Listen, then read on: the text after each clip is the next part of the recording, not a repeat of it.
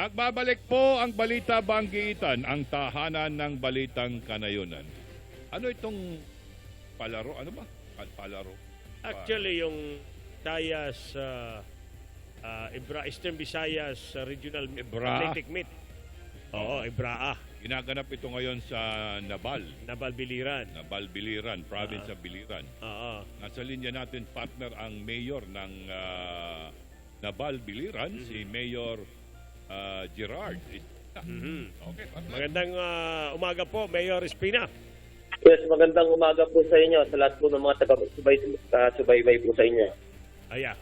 Kumusta po ang ating ginaganap dyan na Ibraa Meet sa Eastern Visayas, dyan po sa Nabal Biliran? Ay, napakaganda po. Sobrang dami po ng tao. And napipil po nila kung ano po ang masayang mga kaganapan po dito sa aming probinsya, lalo na dito po sa aming lungsod. Yung mga negosyante po dito, tuwan-tuwa dahil ang dami pong bumibili sa kanilang mga bilihin. I see. Wala bang, how about yung mga lugar na matutuluyan? Ito pong mga bisita po ninyo. Wala bang problema, Mayor Espina? Ano po, kung sakali po na meron po silang mga concerns, sinasagot po agad namin. Actually, ang ginawa ko po is per billeting school, naglagay po ako ng isang in-charge na konsehal.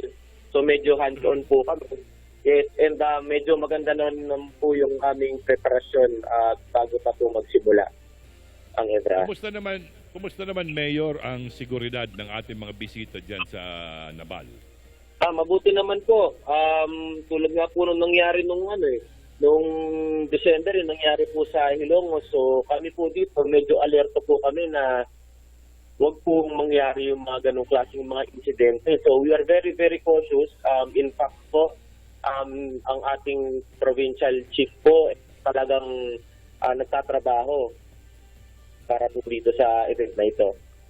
Ang mga civilian o yung mga taga-Nabal, suportado ba itong pag-host ninyo ng Ibraa? Opo, talagang tuwan-tuwa sila dahil of course it is an opportunity for them to sell their goods.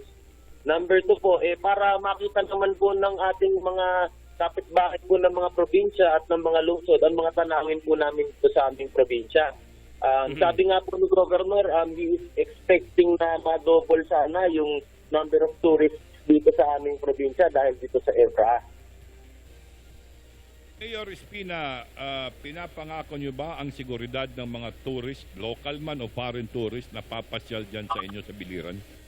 Yes po, opo. Maganda po ang aming plano po para maprotektahan po ang mga turista po dito. Lalo na po tayo mga delegate. I see. Hanggang kailan yan yung Ibraa Meet, Mayor? Hanggang 10 po. Opo. So, mag-aantay pa kami ng ilang araw pa. Kaya kami po dito, sa totoo lang po, ikot po kami ng ikot. On the dot po kami. And talagang alerto po lahat. Ang supply naman ng tubig, Mayor, kumusta? Mabuti naman po. Actually, ang ginawa po namin, nagbigay po kami sa mga ibang mga gusto na kulang. Nag-ano kami ng mga water drums and at the same time, yung mga water tanks para po And we have also contacted the Naval Water District ng ating BFP dito sa Naval para tumulong para sa pag-distribute po ng tubig. Ilan yung expected na bisita po ninyo dyan sa Ibraa Meet ngayon? Okay. Ang total number po ng mga delegates na po namin is around 7,000. Alam niyo naman po, di ba, pag EDRA, hindi po katulad ng university meets po yan na kaya ng estudyante mag-isa. Ngayon kasama po minsan yung mga magulang. Oo nga. Medyo marami-rami po sa 7,000. So we are assuming around 1,000 or 11,000 po ang aming mga bisita dito. Hindi naman kinukulang yung mga bilihin dyan sa Nabal, Mayor. Sa dami ng mga tao dyan. Sa awa ng Diyos, hindi naman po. I see. Mayor, ngayon pa lang, congratulations, no? Congratulations for hosting Ibraa 2017. Mabuhay po ang probinsya ng Biliran at ang Nabal. Salamat po.